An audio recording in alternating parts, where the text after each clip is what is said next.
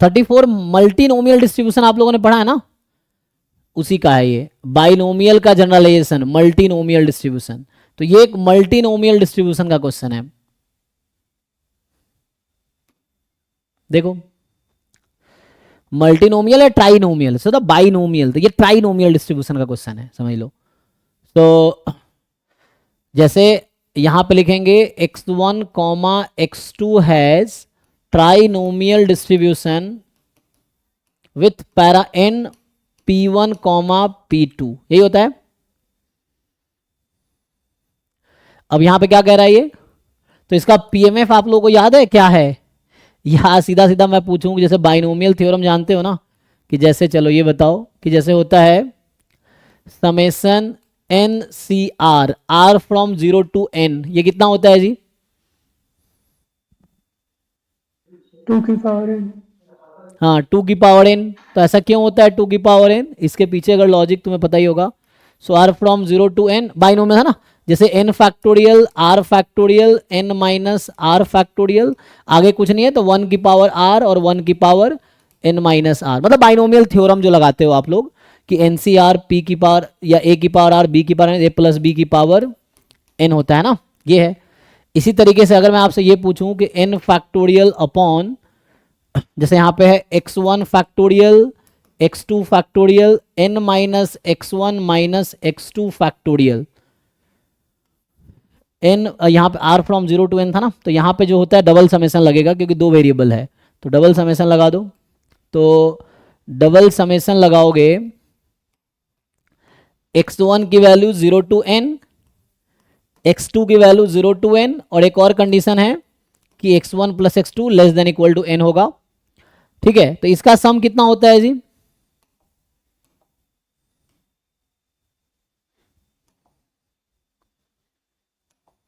या थोड़ा और याद दिलाऊं, मान लो यहां पे है a की पावर x1 b की पावर x2 एंड अभी के लिए c की power n minus x1 minus x2, ये किसके इक्वल होता है?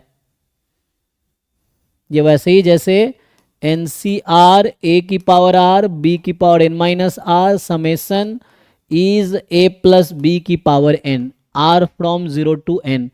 भाई कोई पढ़ता नहीं, मैं क्लास में जब कराया होगा तुम्हें ये जरूर बताया होगा, मल्टीनोमियल थ्योरम, जैसे ये बाइनोमियल थ्योरम मैथ्स में है ना, ये मल्टीनोमियल थ्योरम है। इसी को नोटेशन में लिखोगे तो जैसे एन सी आर लिखते हैं, इसको हम लिख सकते हैं N C X one X two, है ना, तो इसका मतलब वही होता है। ये सब रिवाइज नहीं कर रहे थ्योरी, मान लो जैसे तुम्हें जहां फील हो तुम्हें थ्योरी नहीं आता, उसका थ्योरी जाके पढ़ो फिर क्वेश्चन करो। तो ये नोटेशन है, जैसे वहां एनसीआर का नोटेशन तुम ये लिखते हो कि ये जो एनसीआर के बजाय मैं ऐसा लिखूं एनसीआर, तो जैसे इसका मीनिंग ये है वैसे ही इसका मीनिंग ये है, तो ये वही है। वैसे भी लिख सकते हैं NC(x1) into n minus x1 CX2 into n minus x1 minus x2 CX3। Value बताओ इक्वल टू क्या होगा?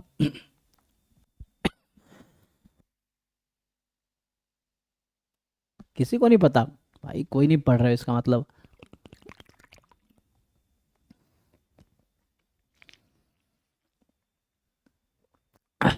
मैंने नोट्स दिखाए होंगे ना क्लास में, उसमें देखो क्लास नोट्स में देखो ये फॉर्मूला लिखाया होगा। यहाँ एबीसी की जगह मैं P1 P2 P3 कर दूं तो क्या होगा? अगर यहाँ पे मैं P1 P2 P3 कर दूंगा तो का आंसर क्या आएगा? सब P1 plus P2 plus P3 की होल पावर है। हाँ क्योंकि, और हम चूंकि जानते हैं P1 plus P2 plus P3 1 होता है, इसलिए 1 हो जाता है क्योंकि ये PMF हो जाता है। अगर मैं P1 P2 P3 कर दूंगा तो ये अभी कुछ और तो अभी भी है A plus B plus C की पावर n, ये है। अगर यहाँ P1 P2 P3 कर देंगे तो P1 plus P2 plus P3 की पावर n हो जाएगी, ये है।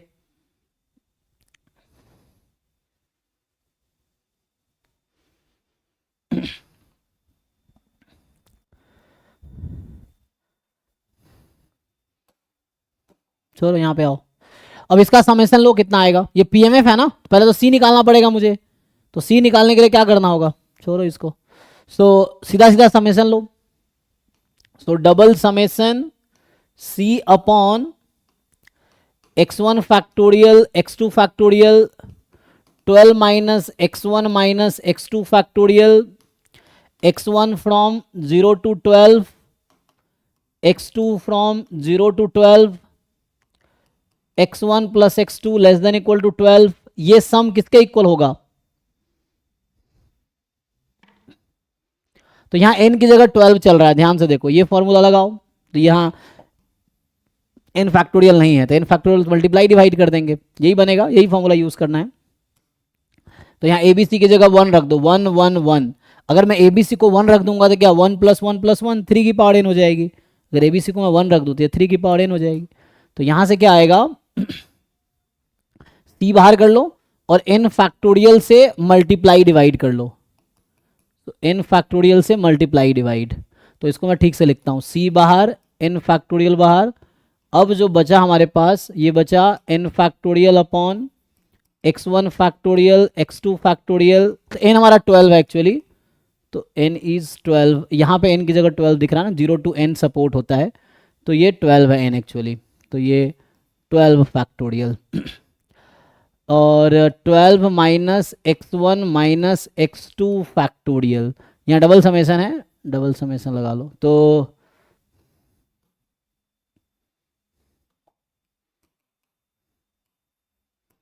x1 from 1 to 12, 0 to 12, x2 from 0 to 12, x1 plus x2 less than equal to 12।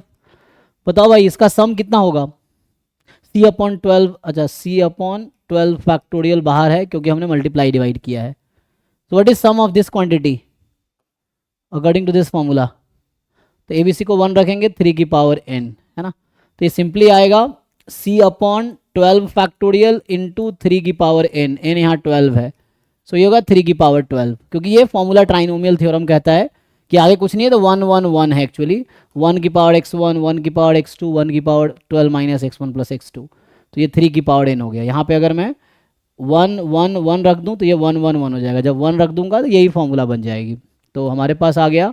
और ये चूंकि ये PDF है, तो PDF है तो इसका क्या मतलब है, तो since it is a PDF तो वैल्यू शुड बी 1 1 के इक्वल आएगा ना। अगर कोई PMF या PDF गिवन होता है तो सपोर्ट पे सम 1 होता है या इंटीग्रेशन 1 होता है, तो आप पुट करेंगे तो कितना आंसर आएगा, तो C की वैल्यू यहाँ से आ गई 12 फैक्टोरियल अपॉन 3 की पावर 12, तो this is the value of C। अब वैल्यू ऑफ C आ गई, तो अब क्या करना है, अब हमें पूछा क्या है, तो इनडायरेक्टली अगर पुट कर दूंगा तो अभी क्या आएगा, देखो ये PDF बनेगी अब, तो this PDF will reduce to C क्या हो गया 12 factorial x1 factorial x2 factorial 12 minus x1 minus x2 factorial. और जिन लोगों को ये नहीं पता है जाके मल्टीनोमियल डिस्ट्रीब्यूशन पढ़ो या वीडियो देखो जो मैंने क्लास में कराए होंगे, मल्टीनोमियल डिस्ट्रीब्यूशन और बाइनोमियल बाईवेरिएट नॉर्मल डिस्ट्रीब्यूशन, वो आगे पीछे कराया होगा, तो इसको चेक करो, और नहीं आएगा तो छोड़ना पड़ेगा एग्जाम में, ये है। तो यहाँ से आ जाएगा and this is the PMF और साथ में है 1/3 की power 12, this is the PMF of x1 and x2, so probability x1 is x1 and x2 is equal to x2। So होता क्या है, ऐसा क्यों हो रहा है, क्योंकि ये actually indirectly this is something like this, तो ये है 12 factorial x1 factorial x2 factorial 12 minus x1 minus x2 factorial 1/3 की पावर x1, p1 की पावर x1, 1/3 की पावर x2 एंड 1/3 की power 12 minus x1 minus x2। Power power add करोगे वापस यही आ जाएगा, कोई और नंबर लोगे तो ऐसा नहीं बनेगा। तो this is the PMF of trinomial distribution या multinomial distribution.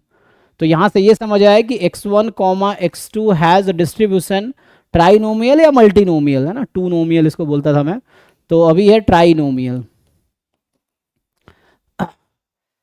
Sorry three nomial ना, यहाँ three nomial, binomial is two nomial, this is trinomial या मल्टीनोमियल, तो मल्टी में यहाँ 3 यूज हुआ मल्टी की जगह। P1 P2, तो n P1 P2 12 P1 P2 success 1 success 2, P1 is the probability of success 1, P2 probability of success 2 and rest is the failure, तो failure 1/3 होगा।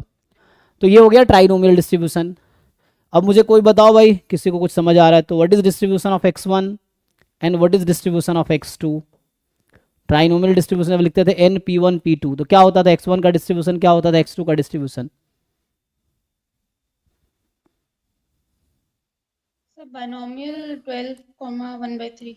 जी, बाइनोमियल 12,1/3, और यहाँ भी होगा बाइनोमियल 12,1/3। जब है ना, जाके रिवाइज करो, जिन लोगों को नहीं आ रहा रिवाइज करो। जैसे मान लो क्वेश्चन सॉल्व कर रहे हो, कोई क्वेश्चन नहीं सॉल्व हो रहा है तो फिर देखो क्यों नहीं सॉल्व हो रहा है। तो हो सकता है तुम्हें पता ही ना हो मल्टीनोमियल डिस्ट्रीब्यूशन क्या होता है, या कभी सुना हो तुम्हें पीएमएफ पता नहीं होगा, प्रॉपर्टीज थ्योरम्स नहीं पता होगा, इसलिए नहीं कर पाते, उसको रिवाइज करो फिर जाए क्वेश्चन सॉल्व करो। सो x1 is binomial 12,1/3, x2 binomial 12,1/3, np1 p2, तो excise binomial np1, this is binomial np2। x1 plus x2 का डिस्ट्रीब्यूशन क्या होता है, ये सब थ्योरम क्लास में लिखा है मैंने। So what is distribution of x1 plus x2?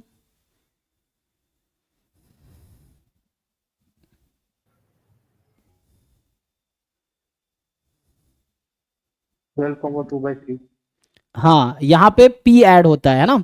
So trinomial distribution में या मल्टीनोमियल में p ऐड होता है, n ऐड नहीं होता। n ऐड कब होता है?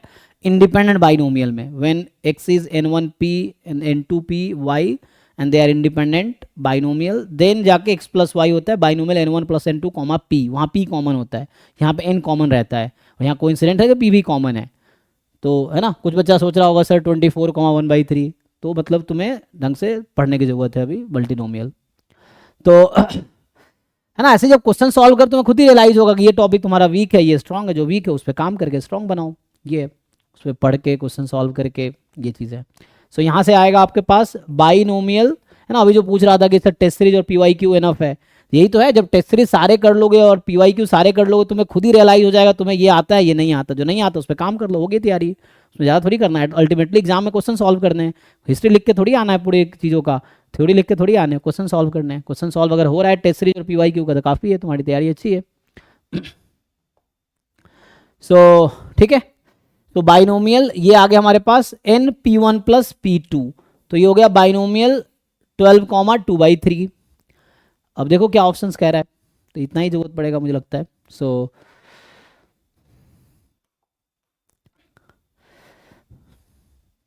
अच्छा, कोवेरियंस का फॉर्मूला क्या होता था, यहीं पे अगर मैं लिखूं सारे थ्योरम, एक थ्योरम में ही सब कुछ कवर कर लिया होगा, तुम अगर नोट्स बना रखे हो तो चेक करो जाके। So what is the covariance between x1 x2? क्या था? -n p1 p2 है ना जी। तो -n p1 p2 ये फॉर्मूला था। तो -n आपका है 12, p1 है आपका 1/3, p2 है 1/3, तो -12/9 है ना, 3 से कैंसिल कर सकते हैं, तो -4/3 ये हो गया कोवेरियंस। यही सब लिखाए थे, और क्या ज़रूरत है, ये सब थ्योरम में कवर हो चुका ऑलरेडी, तो हम लोग थ्योरम लिखे थे उसमें ऑलरेडी था। तो अब हमें यही है, और कुछ ज़रूरत है नहीं, बस ठीक है, तो हो जाए, इसी से आ जाएगा।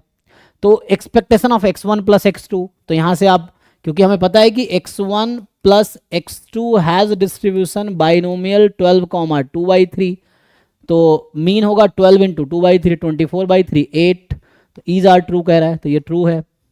Variance of x1 plus x2 12 into 2/3 into 1/3 NPQ है ना, तो यही 8 में 1/3 मल्टीप्लाई हो गया 8/3, ये भी ट्रू है। कोवेरियंस -np1 p2, तो अभी सॉल्व किया था हमने, -5/3 तो नहीं आया था, तो -4/3 आ रहा है, ठीक है जी। लेकिन इसने कहा है कि -5/3, तो गलत कह रहा है ये, -4/3 एक्चुअल आंसर होना चाहिए, तो ये गलत कह रहा है इसका मतलब। और variance of x1 plus 2x2, तो लगा लो इसका formula, variance of formula variance of x1, तो x1 इंडिविजुअली है बाइनोमियल 12,1/3, x2 का जो मार्जिनल डिस्ट्रीब्यूशन है 12,1/3।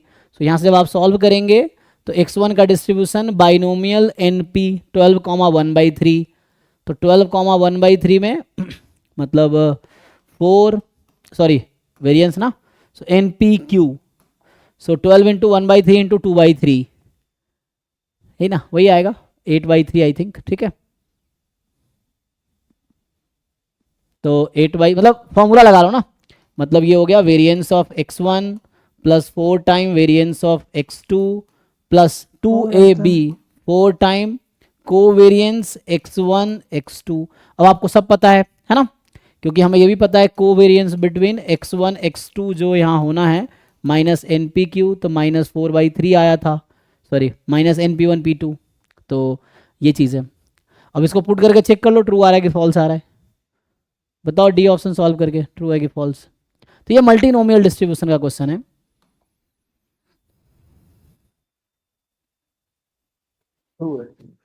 ट्रू है, ओके ठीक है। तो ये आ गया।